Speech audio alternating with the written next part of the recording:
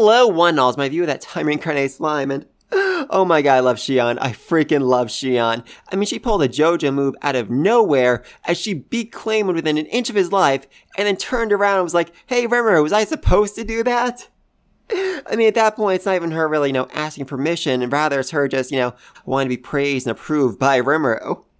Oh, I freaking love you, Xion. Though even before that beatdown, things really weren't going all that well for Clayman, as his big story in the meeting was, the Demon Lord Carrion was teaming up with Rimuru to trick Falmus into attacking him, and then killing everyone there, and then using the power he got from that to come after me, to try and murder me. Can you believe it? No, Clayman, I can't, because this story makes absolutely no sense. The order of events is completely out of whack, and what's more, Carrion is not a plotter. Carrion is not a schemer. If he wanted you dead, Clayman, he would have gone after you, tried to attack you with his own two fists, not enter some sort of weird deal with a slime to trick another nation into attacking him to gain power so he'd come after you. That makes absolutely no freaking sense. And even Droggle points out, Clayman, there's a lot of holes in your story right here.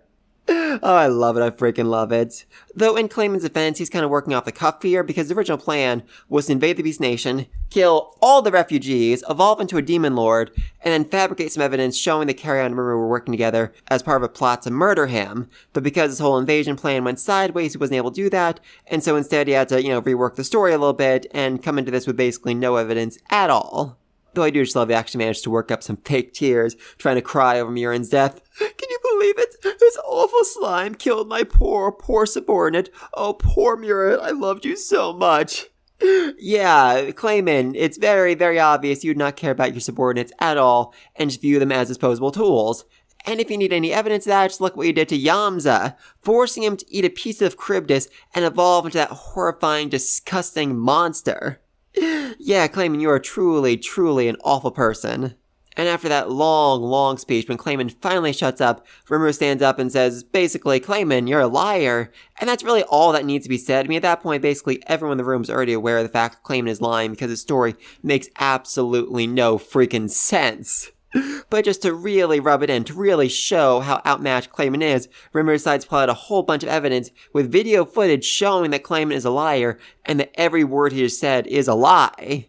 It's actually interesting, a light novel. These aren't just, thoughts and memories Rimuru is transporting onto the big thing in the center of the room, but rather the crystal orbs that were given to Rimuru by Shuna, Hakuro, and Zoe when they invaded Clayman's castle. They managed to gather a whole bunch of evidence there showing all of Clayman's wrongdoing, which they then sent to Rimuru at the Wallbridges Council to really, really show that Clayman is a freaking liar. And I saw a lot of people online who said that Rimuru should have brought Murin to the meeting as the ultimate evidence against Clayman, and yeah, I really don't think that would have done all that much for his case. I mean, as soon as Rimuru said that Murin was alive and seeking shelter inside of Tempest, Clayman countered by saying that Rimuru, put an evil spirit in her corpse and was controlling her, which might not actually be a lie. I mean, I don't think Clayman actually thinks that's a lie. I think Clayman actually thinks Rimuru did that because, for one thing, that's exactly the kind of thing Clayman would do. And for another, if he admits that Murin is still alive, then he basically has to admit that Rimuru managed to outsmart him and outmaneuver him, which, would be a huge, huge blow to his pride. So yeah, if Rimuru had actually brought Murin to the meeting as one of his attendants, then Clayman would have seen her as soon as he walked in the building and basically come up with a story to explain, like, Rimuru brainwashed my subordinate, brainwashed Murin, and forced her to turn against me. How awful, how evil, how conniving, blah blah blah.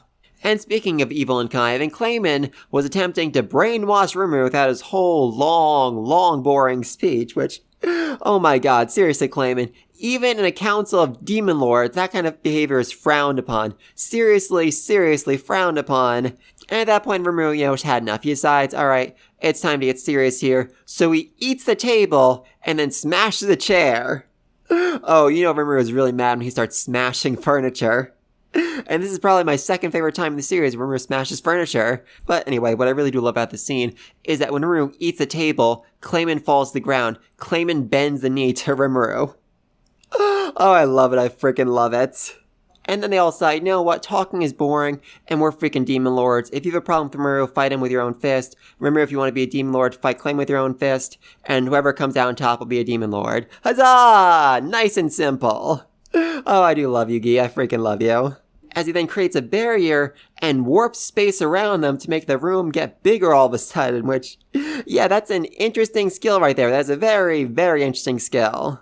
And after Xian beat Clayman very, very easily, it might seem like, this would be a fairly one-sided fight against him, but Clayman has a lot of cards up his sleeve. First off, there's Nine Heads, the little fox he was holding throughout this whole meeting, who is just so utterly, utterly adorable, but also a serious powerhouse. In fact, Light Novel says that Nine Heads actually has more Magicules than Clayman does, but it lacks actual battle experience, so Clayman could probably beat it in a fight, though it's able to turn two of its tails into companions, White Monkey and Moon Rabbit, which seriously, seriously improves its combat abilities.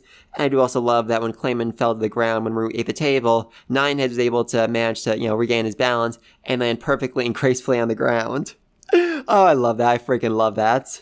Then there's Viola, Clayman's puppet, who is chock full of unique grade weaponry and armor, making it a serious, serious powerhouse who's able to basically throw out attacks of every single element, every single type again and again and again, which makes it a very, very hard opponent to counter. And of course, then there's Malim, who is, freaking terrifying. Seriously, seriously terrifying.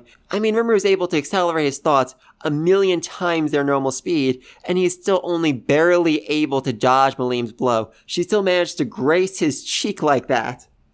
Yeah, she's scary. She's so utterly, utterly scary. But thankfully, Rimuru has some backup in the form of Beretta. Yay! Unfortunately, Beretta was locked out and wasn't allowed in at first, which, that's unfortunate. That's very, very unfortunate.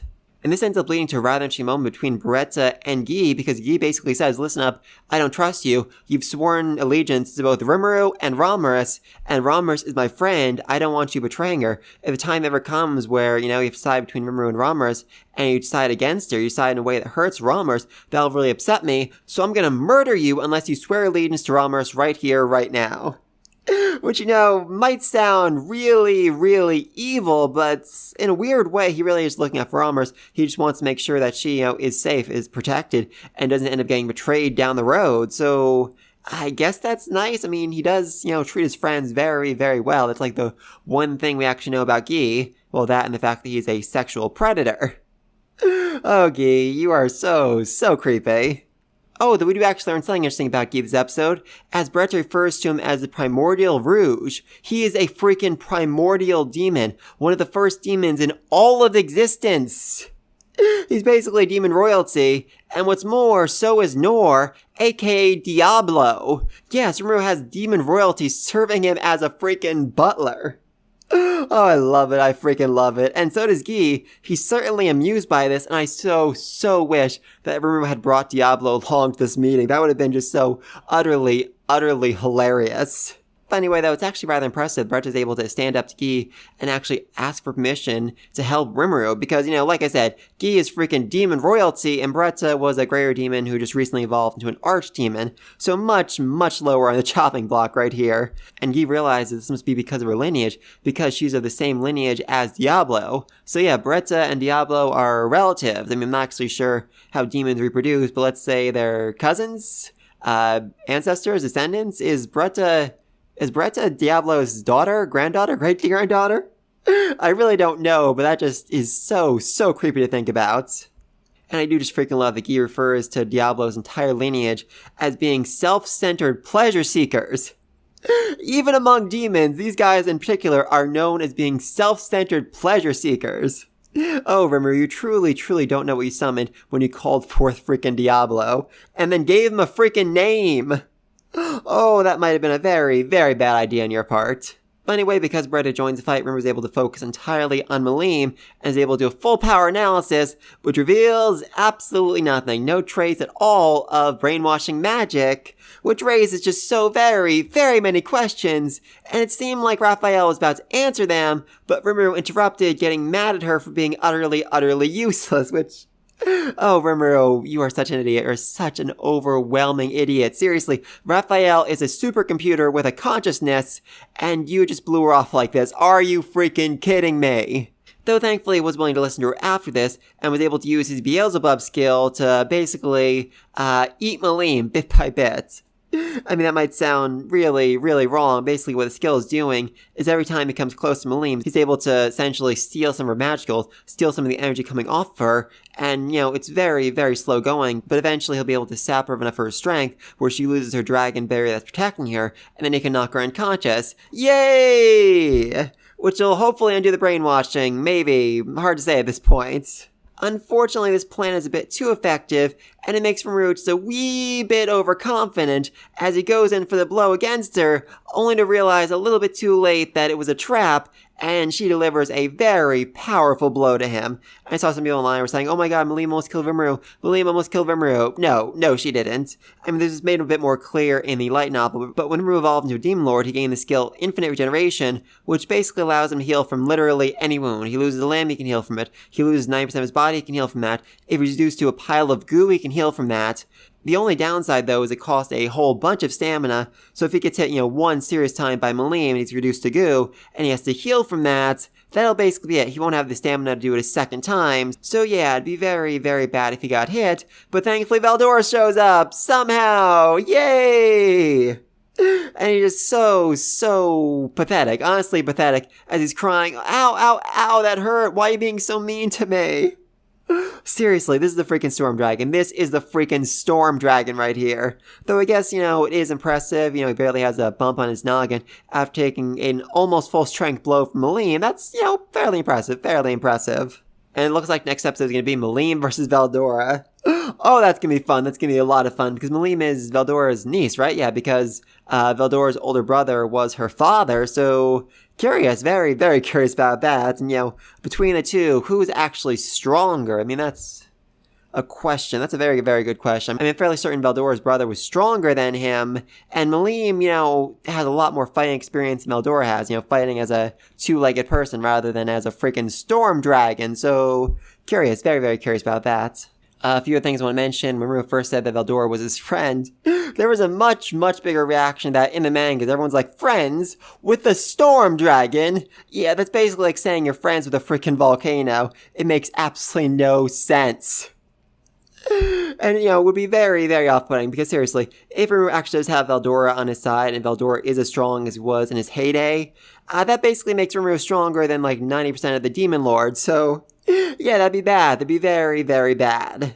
I absolutely love the fighting style Rimuru took on when he was fighting Malim, as he transformed back and forth from the slime to his human form. Oh, that looks so cool. That looks so cool. I absolutely love that. Oh, and also, you might have noticed during Clayman's speech, he paused for a second to look at the Demon Lord Valentine very, very closely. That's because, let's not forget, at least part of Yuki's plan was to hold the Walpurgis Council so that Laplace could invade the Holy Sanctum once again and find out the secrets of the church, which are weirdly being run by a vampire. That's, a whole bunch of questions about that.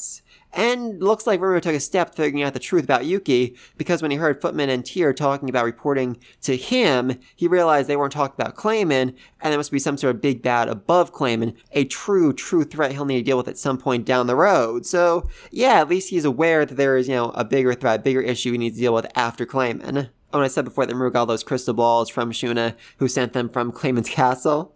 There's another line novel I just really need to read. It says, also, it turns out that I now have an army of the dead for some reason. Oh, I love it. I freaking love it. Seriously. Rimuru, I really hope we see Rimuru's reaction to finding out that Shuna basically managed to recruit a former priest of the church turned, White King and his army of undead soldiers. Oh, I so want to see that. I so want to see that. But anyway, last thing. We actually got a proper introduction to all the Demon Lords here, and some of their descriptions were rather interesting. Clayman, for one thing, was referred to as a walking dead, which I guess is rather similar to a zombie or a ghoul or something like that. Curious. Very, very curious about that. I guess it means we have to make doubly sure he kills him, destroy the brain, destroy the heart, all that fun stuff. Leon is referred to as a demonoid, which I found incredibly interesting because the light novel, this part of the light novel referred to him as an ex-human, but demonoid. Does that mean, is that just a result of him evolving into a demon lord? He transformed from a human to demonoid? Or is it involved some sort of pact or deal with demons? I'm rather curious about that. Rather curious about that. And finally, Deeno was described as being a fallen, which, in the series can only really refer to one thing, the fact that when Rimuru ate the table, he fell on the ground and stayed on the ground for the rest of the episode. Oh, I love you, Deeno. I freaking love you. And yeah, those are my thoughts. Like I said, next episode's probably going to be Malim versus Veldora. Oh, that's going to be fun. That's going to be a lot of fun. And let's not forget, some of the Demon Lords have some rather strong feelings about Veldora. He did burn the city of the vampires to the ground, which, I feel like they might still hold a grudge about that. I feel like they might still be a little bit miffed about that. And Guy kind of described Veldora as an annoying little brother-in-law. So very, very curious about that as well. And then I guess after that, we're going to have Beretta, Shion versus Viola and Clayman, and then Murmuru can, step in as well. We'll also have Ranga and his 2 companions against Nineheads and her 2 companions. That's going to be a very, very interesting fight. And then we have 1 episode left after that. There's only 2 episodes left of the season, unless I'm mistaken. So, curious. I'm guessing next episode's going to be, most of the fighting, most of the wrapping up. And then the final episode, at least of the season, will be epilogue, more or less. Maybe we're having a big final fight against Clayman, or, I don't know, some third party stepping in and doing something crazy. Oh, you never know in this series, but I'm very excited for it. But please leave comments down below. Who's going to win? Veldora versus Malim, Rimuru versus Clayman, Shion versus Clayman, Ranga versus Nineheads. Let me know what you think all down below. Be sure to like and subscribe. See you in the next video. And until then, peace!